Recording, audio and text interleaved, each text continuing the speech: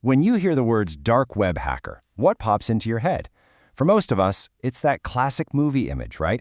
Some lone figure in a dark hoodie, screens glowing, fingers flying across a keyboard. But what if that whole cliché is just a smokescreen for a reality that's way more organized and, frankly, a lot more unsettling?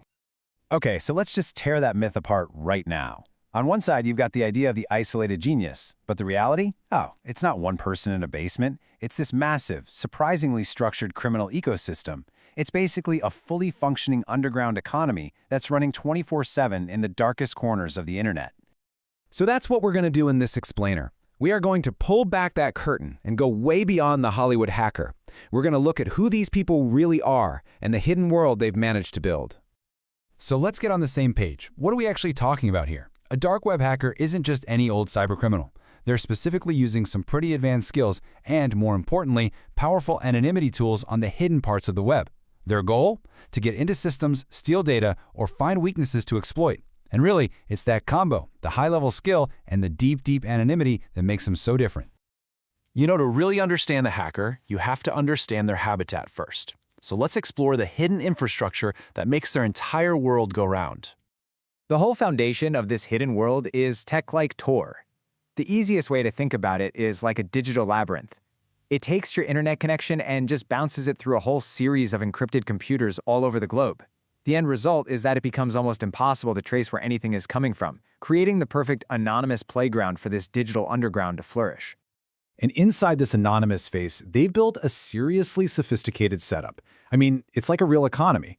They've got their black market hubs. Think of them as their own private Amazon for malware and stolen data. They have underground forums, which are basically exclusive clubs where they can hang out, share tricks, and collaborate. And they've even got their own banking. They use these escrow systems with cryptocurrency to make sure their criminal-to-criminal transactions go smoothly. All right, so we've seen where they operate. Now let's get into the why and the how. What is actually driving these people, and what are the specific methods they're using to get what they want? Well, when you look at what motivates them, one thing becomes incredibly clear. Yeah, sure, some are driven by ideology, or maybe just their own ego and curiosity, but look at that huge slice of the pie. For the vast majority, it is all about the money. This isn't a hobby for them. It is a business, and a very profitable one at that. So how are they making all that cash? Well, they've got a whole bag of tricks. It can range from manipulating people with phishing scams to finding tiny technical flaws in software. They deploy ransomware to lock up critical data until a payment is made.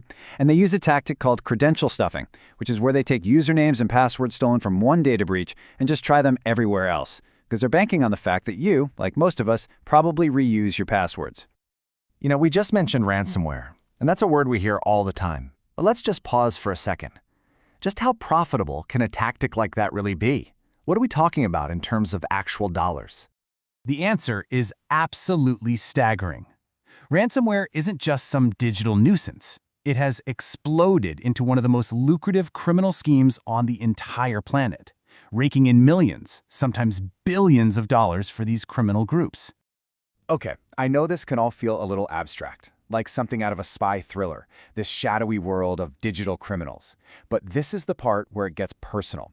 This is where we connect all of this directly to your everyday life, because the fallout is way more direct than you might realize.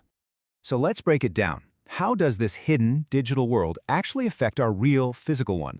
First and foremost, the very real threat of identity theft.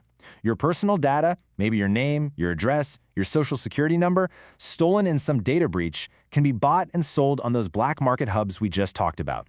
And just like that, a total stranger can get the keys to your life. Then, of course, there's the direct hit to your wallet. Whether it's through stolen banking information or a really convincing phishing scam that tricks you into handing over your details, the end result is the same. Your hard-earned money ends up in their pocket. And the impact scales up from there. Think about ransomware attacks on hospitals, on schools, on entire city governments. They cause critical services to just stop. These outages affect whole communities, proving that a digital crime can have absolutely devastating physical consequences. With consequences that severe, the big question becomes pretty obvious, right? Can these hackers actually be stopped? Let's take a look at the ongoing battle against this ever-evolving threat. Well, the fight is happening on a ton of different fronts, and it's not just about law enforcement kicking down doors. It involves pushing for stronger cybersecurity from businesses. It involves you and I just keeping our software updated. It's about public awareness campaigns to help us all spot scams, and a huge piece of the puzzle is international cooperation between different countries. It really is a constant evolving effort. When you zoom out, the figure of the dark web hacker kind of represents something bigger. As one analysis puts it, they symbolize the dark side of technological advancement.